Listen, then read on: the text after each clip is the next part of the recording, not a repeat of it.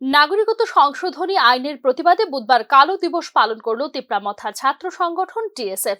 এদিন আগরতলার circuit house সংলগ্ন গান্ধী মূর্তির পাদদেশে বিক্ষোভ প্রদর্শন করে তিপ্রামথার ছাত্র সংগঠন টিএসএফ গত 2019 সালে 11 ডিসেম্বর রাজ্যসভায় নাগরিকত্ব সংশোধনী আইন পাশ করে কেন্দ্রীয় সরকার এই আইনের বিরোধিতা করে গোটা দেশের সঙ্গে ত্রিপুরাতেও এর প্রতিবাদ করা হচ্ছে বলে এদিন জানিয়েছে টিএসএফ।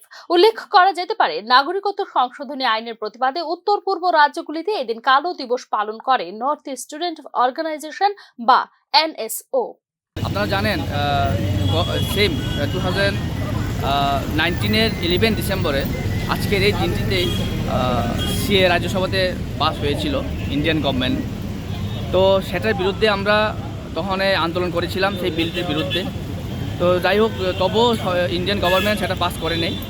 তো তার বিরুদ্ধে আমরা ত্রিপুরা রাজ্যে অনেক আন্দোলন করেছি, পণ দেখেছি, এবং তবু ইন্ডিয়ান গভর্নমেন্ট সেটা আমাদের এগেনস্টে গিয়ে সেই বিলটাকে ওরা পাস করে নেই। তো তার বিরুদ্ধে আজকে আমরা আবার সেই বিলটার এগেনস্টে আমরা ত্রিপুরা রাজ্যে আমরা ব্ল্যাক ডে পালন করছি। Not only in Tripura, entire north east নেশোর সাথে আমরা মিলিতভাবে আমরা এই ব্ল্যাক ডেটা আমরা আজকে পালন করছি।